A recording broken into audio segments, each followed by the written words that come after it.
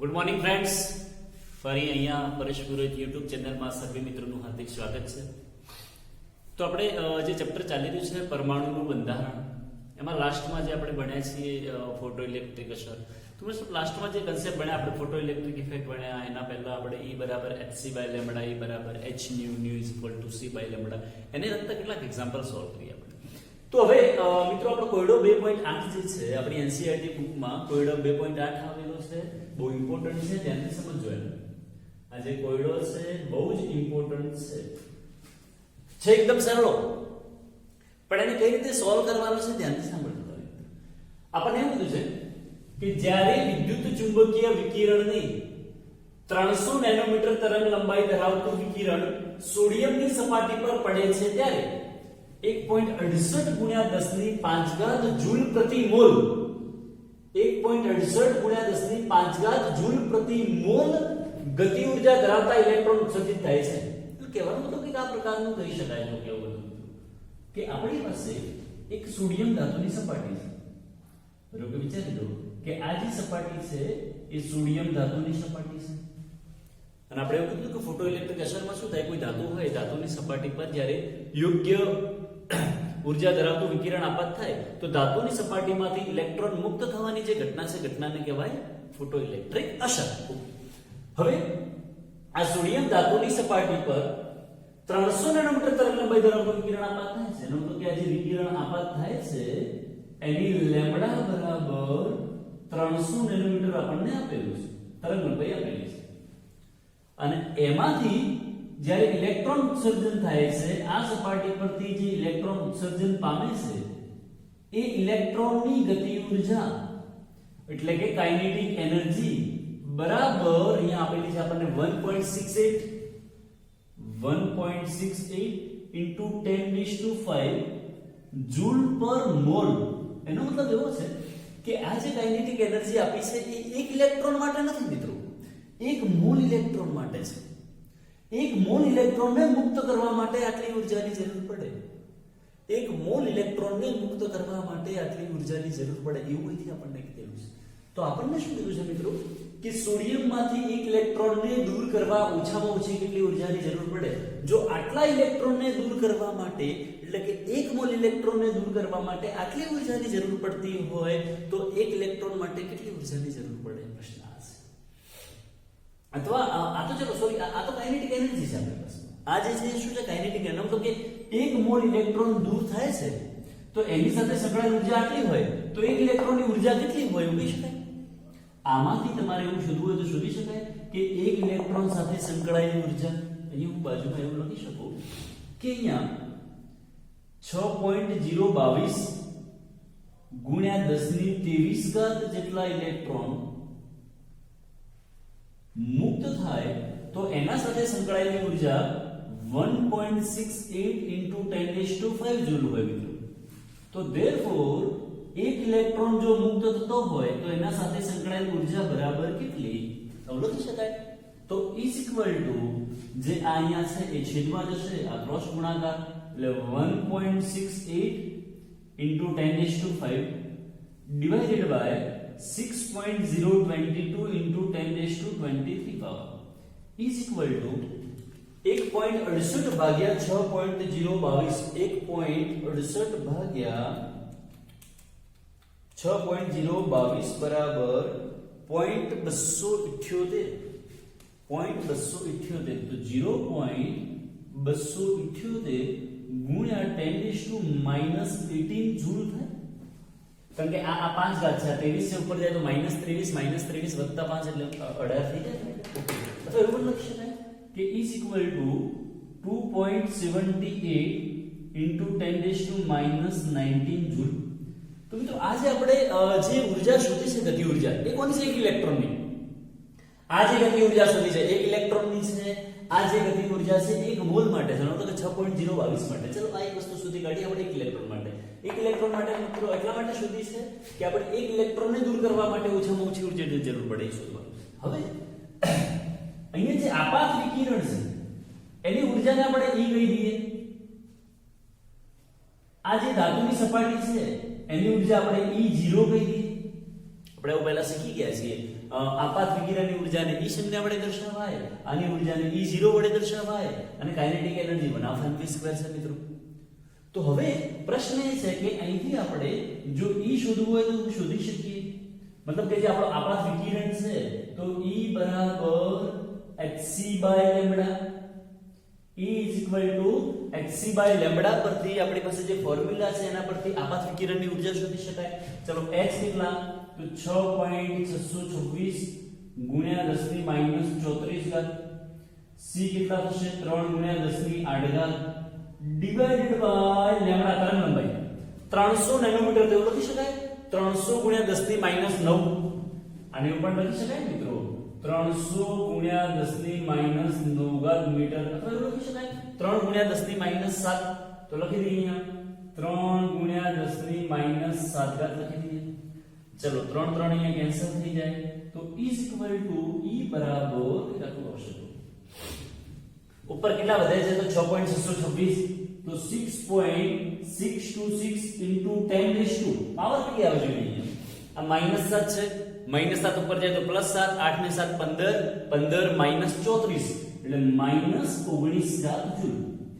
આ જે આપણને ઊર્જા મળી છે મિત્રો એ આપાત વિકિરણની અથવા આપાત એક વિકિરણ હોય એક ફોટોન હોય એની સાથે સંકળાયેલી ઊર્જા છે. એક મોલ સાથે નહીં એક ફોટોન સાથે. આ એક ફોટોન સાથે સંકળાયેલી ઊર્જા છે. આ જ્યારે એક ઇલેક્ટ્રોન આ જે આપણે શોધ્યું છે એ શું શોધ્યું છે મિત્રો કાઇનેટિક એનર્જી પણ જૂલ પર ઇલેક્ટ્રોન. એનો મતલબ કે એક ઇલેક્ટ્રોન મુક્ત થાય એની સાથે સંકળાયેલ કાઇનેટિક એનર્જી આપણે અહીંયા શોધી છે. હવે આપણને ક્વેશ્ચન થી અલગ કીધો છે. ક્વેશ્ચન શું કીધો છે કે સોડિયમમાંથી એક ઇલેક્ટ્રોનને દૂર કરવા માટે એક ઇલેક્ટ્રોન થઈ ગયો છે એની ગતિ ઊર્જા આટલી છે. ઓછામાં ઓછી કેટલી ઊર્જાની જરૂર પડશે તો આપણે આમાંથી E0 શોધી કાઢીએ. કારણ કે કોઈ પણ ધાતુની સપાટીમાંથી ઇલેક્ટ્રોનને મુક્ત કરવા માટે E0 કરતા વધારે ઊર્જાની જરૂર પડે. જો આપણે આપાત વિકિરણની ઊર્જા E0 જેટલી હોય ત્યાં સુધી ઇલેક્ટ્રોન મુક્ત થતો નથી. પણ જો E0 કરતા વધી જાય તો જ એમાંથી ઇલેક્ટ્રોન મુક્ત થશે. તો હવે આપણી પાસે એક આઉટકમ ફોર્મ્યુલા છે કે 1/2mv² એટલે કે kinetic energy is equal to h અથવા તો એવું લખી શકાય E minus E0 લખી શકાય.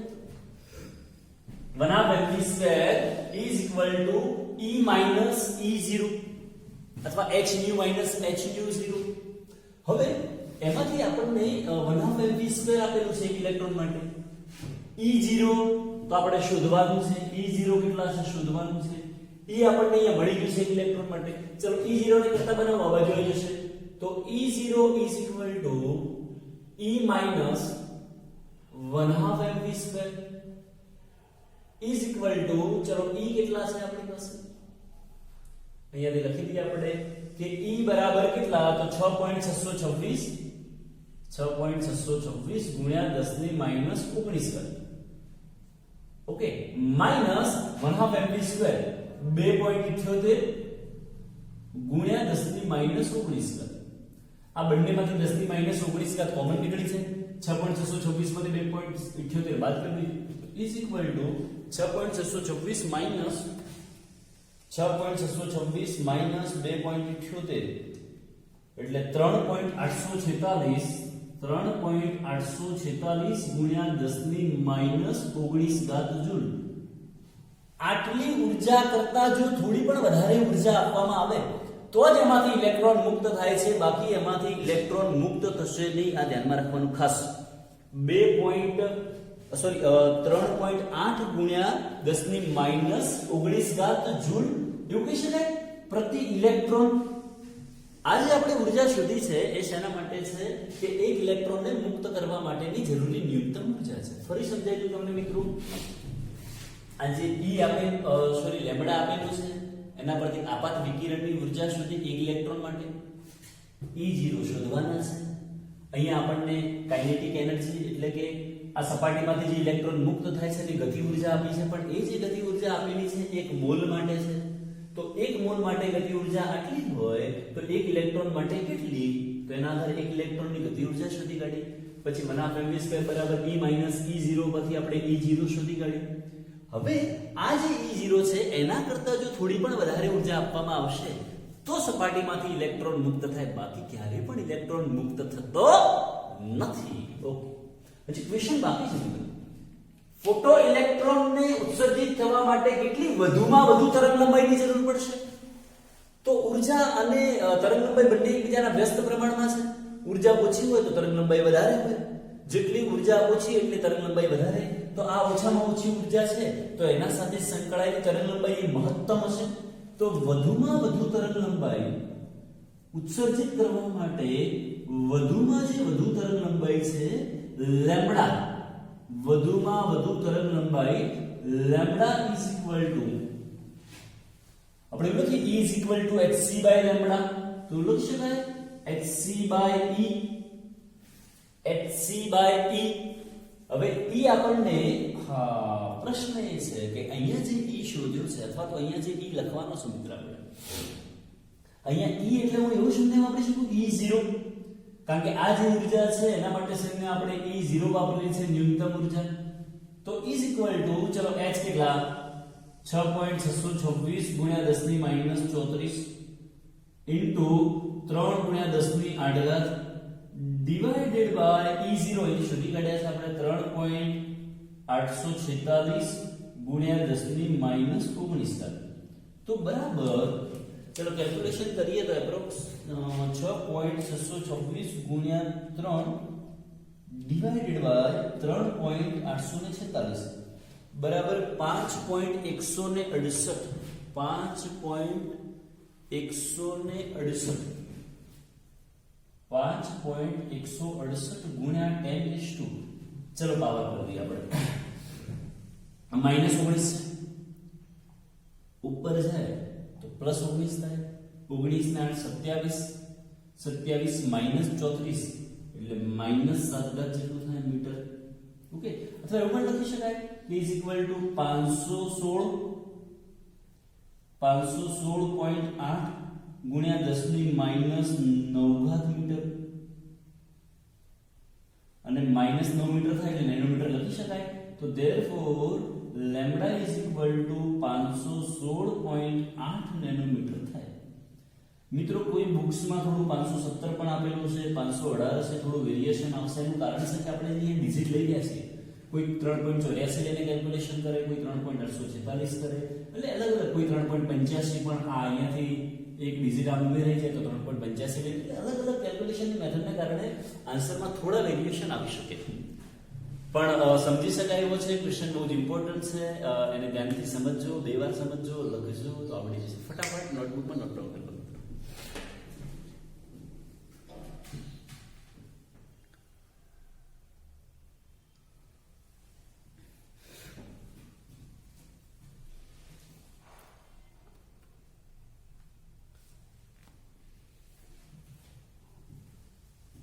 ઓકે, ચલો નેક્સ્ટ આપણો જે ક્વેશ્ચન છે અથવા જે દાખલો છે એક્ઝામ્પલ કોયડા નંબર 2.9. આપણી એનસીઈઆરટી ની બુકનો જે કોયડા નંબર 2.9 છે એ સોલ્વ કરી નાખીએ મિત્રો.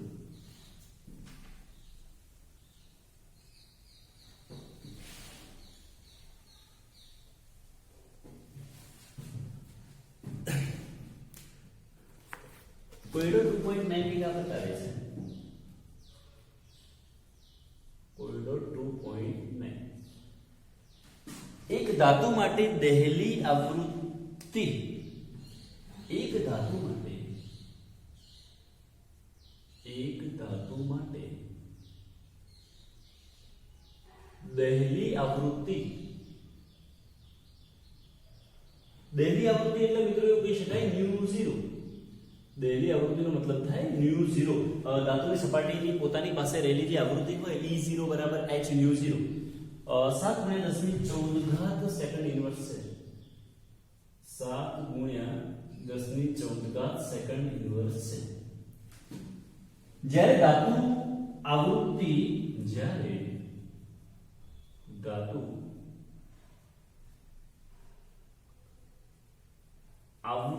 ન્યુ बराबर 1 गुणिया 10 ની 15 ઘાત સેકન્ડ ઇન્વર્સ 10 ની 15 ઘાત સેકન્ડ ઇન્વર્સ તીવ્રતા વાળું વિકિરણ અથડાય છે, તીવ્રતા વાળું વિકિરણ અથડાય છે ત્યારે ઉત્સર્જિત થયેલા ઇલેક્ટ્રોનની ગતિ ઉર્જા ગણો. ત્યારે ઉત્સર્જિત થતા ઇલેક્ટ્રોનની ગતિ ઉર્જા ગણો.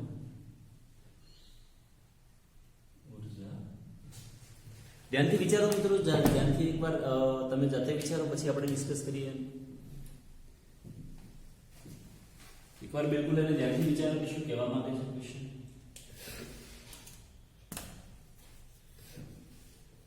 એકદમ સિમ્પલ અને સરળ છે, તમે જાતે વિચારશો તો ફટાફટ આવડી જાય. આપણી પાસે આપણને એવું કીધું છે કે ધાતુની સપાટી છે અને ધાતુની સપાટી પર યોગ્ય આવૃત્તિ વાળું વિકિરણ આપાત કરવામાં આવે. એની આવૃત્તિ આપણને આપેલી છે વિકિરણની. ધાતુની સપાટીની આવૃત્તિ પણ આપણને આપેલી છે. તો ઉત્સર્જિત થતા ઇલેક્ટ્રોનની ગતિ ઉર્જા ગણો 1/mv². તો આ પ્રકારે આપણે લખી શકીએ કે 1/mv² h બ્રેકેટમાં nu minus nu0, h in bracket nu minus nu0, e minus e0, h nu minus h nu0 વાપરી શકીએ. 1/mv² શોધવાનું છે. ચલો h ની વેલ્યુ કેટલી? તો h બરાબર 6.626 ગુણ્યા 10 ની માઈનસ 34 ઇન્ટુ ન્યુ આપાત વિકિરણની આવૃત્તિ. આપાત વિકિરણની આવૃત્તિ તો જ્યારે કઈ આવૃત્તિ વાળું વિકિરણ આપણને આપાત થાય છે 1 ગુણ્યા 10 ની 15 તો અહીંયા લખી શકીએ આપણે. મિત્રો આમાં તમે એક વસ્તુ જોઈ શકો કે અહીંયા 10 ની 15 છે અને અહીંયા 10 ની 14 છે. તો એ ના ચાલે, બંનેની ઘાત સરખી હોવી જોઈએ તો કેલ્ક્યુલેશન ઈઝી બને આપણી માટે. તો યા તો આને 15 ઘાતમાં ફેરવો યા તો આને 14 ઘાતમાં ફેરવો. તો આને 14 ઘાતમાં ફેરવવું હોય તો એવું લખી શકાય કે 10 ગુણ્યા 10 ની 14 એક 0 આમાં દાખલ કરી દઈએ આપણે, 10 કરી નાખીએ તો 10 ગુણ્યા 10 ની 14 થઈ ગયું. માઈનસ ન્યુ 0 કેટલા છે? તો અહીંયા આપેલું છે આપણને 7 * 10⁻40. તો ઇઝ ઇક્વલ ટુ, ચલો આટલામાંથી જો કેલ્ક્યુલેશન કરવું હોય તો 10 ની 14 આપણે કોમન કાઢી નાખીએ મિત્રો. તો 10 - 7 બરાબર 3 રહેશે. એટલે આનો આન્સર આવશે 3 ગુણ્યા 10 ની 14. તો ધેરફોર 6.626 ગુણ્યા 10 ની માઈનસ 34 ગુણ્યા 3 ગુણ્યા 10 ની 14 તો બરાબર 6.626 ગુણ્યા 3 બરાબર 19.878. 19.878 ગુણ્યા 10 ની માઈનસ 34 અને 14 એટલે માઈનસ 20 એટલે માઈનસ 20 ઘાત. આટલી જૂલ કાઇનેટિક એનર્જી, અથવા એવું પણ લખી શકાય કે 1.9878 ગુણ્યા 10 ની માઈનસ 19 ઘાત જૂલ જેટલી કાઇનેટિક એનર્જી હશે કે જે ઇલેક્ટ્રોન મુક્ત થાય છે એ ઇલેક્ટ્રોન સાથે સંકળાયેલી કાઇનેટિક એનર્જી કેટલી હશે? તો 1.98 ગુણ્યા 10 ની માઈનસ 19 ઘાત જૂલ પ્રતિ ઇલેક્ટ્રોન. આપણને કદાચ કોઈ વાર એવો પણ ક્વેશ્ચન છે કે એમાંથી ઉત્સર્જન પામતા 1 મોલ ઇલેક્ટ્રોન સાથે સંકળાયેલી ગતિ ઉર્જા ગણો. તો 1 ઇલેક્ટ્રોન માટે આટલી હોય તો 1 મોલ માટે કેટલી? એટલે આ જે મળ્યું છે એને 6.022 ગુણ્યા 10 ની 23 ઘાત વડે જો તમે ગુણી દો અને એ જે કાઇનેટિક એનર્જી મળે છે એ 1 મોલ માટે મળે આપણને. ઓકે, તો સરળ અને સિમ્પલ ક્વેશ્ચન છે. આ પ્રકારના ક્વેશ્ચન આપણને જનરલી પૂછાતા હોય છે એનસીઈઆરટી વગેરેમાં. ઓકે, એના સિવાય કેટલાક ક્વેશ્ચન એ પણ છે કે જે સ્વાધ્યાયને લગતા છે. તો સ્વાધ્યાયને લગતા પણ કેટલાક ક્વેશ્ચન આપણે સોલ્વ કરતા જઈએ મિત્રો સાથે સાથે. ચલો એના બાદ ત્યારબાદ આપણી પાસે ક્વેશ્ચન છે સ્વાધ્યાય એક્સરસાઇઝ નો 2.5. એક્સરસાઇઝ 2.5 સોડિયમ લેમ્પમાંથી ઉત્સર્જિત થતો, સોડિયમ લેમ્પમાંથી એટલે આપણે જે ગોળો હોય એ સોડિયમના ગોળામાંથી ઉત્સર્જિત થતો પીળો પ્રકાશ, ઉત્સર્જિત થતો પીળો પ્રકાશ, પ્રકાશ ઉત્સર્જિત થાય છે એટલે એની પાસે ઉર્જા હોય તો તરંગ લંબાઈ હોય, આવૃત્તિ હોય 580 નેનોમીટર, 580 નેનોમીટર તરંગ લંબાઈ, 580 નેનોમીટર જેટલી તરંગ લંબાઈ ધરાવે છે. તો તેની સાથે સંકળાયેલ આવૃત્તિ, તેની સાથે સંકળાયેલ એટલે મતલબ કે એ જે વિકિરણ છે એની સાથે સંકળાયેલ આવૃત્તિ તથા તરંગ સંખ્યા કેટલી હશે, તથા એની તરંગ સંખ્યા કદાચ આપણને યાદ હોય છે ને તો ન્યુ બાર બરાબર કેટલું હશે, આપણને એવો ક્વેશ્ચન પૂછ્યો છે. ક્વેશ્ચન એકદમ સિમ્પલ અને સરળ છે, એકદમ બેઝિક છે. જો ફોર્મ્યુલા આપણને આવડે મિત્રો બધાના તો આવા પ્રકારના ક્વેશ્ચન આપણને સરળતાથી આવડી શકે છે, એકદમ સિમ્પલ. આપણને એવું પૂછે છે કે સોડિયમ લેમ્પમાંથી ઉત્સર્જિત થતો પીળો પ્રકાશ 580 નેનોમીટર, આપણી પાસે એક લેમ્પ હોય અને એ લેમ્પમાંથી ધારો કે આપણી પાસે લેમ્પ છે અને એમાંથી જે પ્રકાશ ઉત્સર્જન પામે છે એની લેમ્બડા બરાબર 580 નેનોમીટર આપેલી છે આપણને. તો હવે પણ લખી શકાય કે લેમ્બડા 580 ગુણ્યા 10 ની માઈનસ 9 મીટર પણ લખી શકાય. લખવું હોય તો નેનોમીટર છે તો મીટરમાં કન્વર્ટ કરવા માટે 10⁻⁹ કરવાનું. તો એની આવૃત્તિ ગણો. તો આવૃત્તિ ગણવું હોય મિત્રો તો new c by lambda, new c by lambda તો is equal to 3 ગુણ્યા 10 ની 8 ડિવાઇડેડ બાય તરંગ લંબાઈ આપેલી છે આપણને 580 ગુણ્યા 10 ની માઈનસ 9 is equal to. તો ચલો અહીંયા આપણે કરી નાખીએ તો 3 ડિવાઇડેડ બાય 580 બરાબર 0.00517 0.00517 into 10 raised to power 8 છે, માઈનસ 9 છે, માઈનસ 9 પર જાય તો પ્લસ 9, 9 ને 8 કેટલો થઈ જાય 17. અથવા એવું પણ લખી શકાય કે 5.17 ગુણ્યા 10 ની 14 5.17 ગુણ્યા 10 ની 14 એનો એકમ લખી શકીએ. આવૃત્તિ છે યા તો હર્ટ્ઝ લખો યા તો સેકન્ડ ઇન્વર્સ. બીજું પૂછ્યું છે આપણને તરંગ સંખ્યા. તો તરંગ સંખ્યા શોધવી હોય ન્યુ બાર મિત્રો તો તરંગ સંખ્યા new bar is equal to 1 lambda. તરંગ સંખ્યા એ તરંગ લંબાઈના વ્યસ્ત પ્રમાણમાં હોય તો is equal to 1 divided by 580 ગુણ્યા 10 ની માઈનસ 9 મીટર તો is equal to 1/580 1 divided by 580 બરાબર 0.00172 ગુણ્યા 10 ની 9 થશે મીટર ઇન્વર્સ, કારણ કે આ માઈનસ 9 પર જાય તો પ્લસ 9 થાય. અથવા એવું પણ લખી શકાય ને બરાબર 1.72 ગુણ્યા 10 ની આ બાજુ 1 2 3 3 ડિજિટ કમ કરી નાખીએ તો 10⁶ મીટર ઇન્વર્સ. તો આપણને જે તરંગ સંખ્યા અહીંયા મળે છે મિત્રો 1.72 ગુણ્યા 10 ની 6 મીટર ઇન્વર્સ. 1.72 ગુણ્યા 10 ની 6 મીટર ઇન્વર્સ. કદાચ આપણને એવું પૂછ્યું કે સેન્ટીમીટર ઇન્વર્સમાં શોધો, સેન્ટીમીટર ઇન્વર્સમાં શોધો. તો મીટર ઇન્વર્સ છે અને સેન્ટીમીટર ઇન્વર્સમાં કન્વર્ટ કરવું હોય મીટર ઇન્વર્સ એટલે ડિવાઇડેડ બાય મીટર થાય. 100 કરીએ એટલે સેન્ટીમીટર થઈ જાય. એ 10⁻² ઉપર આવે એટલે માઈનસ થઈ જાય એટલે 10 ની 4 થઈ જાય સેન્ટીમીટર ઇન્વર્સ કરવા હોય. એટલે આ પ્રકારના ક્વેશ્ચન જનરલી આપણને આવડેલા હોય છે મિત્રો. તો ફટાફટ નોટબુકમાં નોટ ડાઉન કરી લો.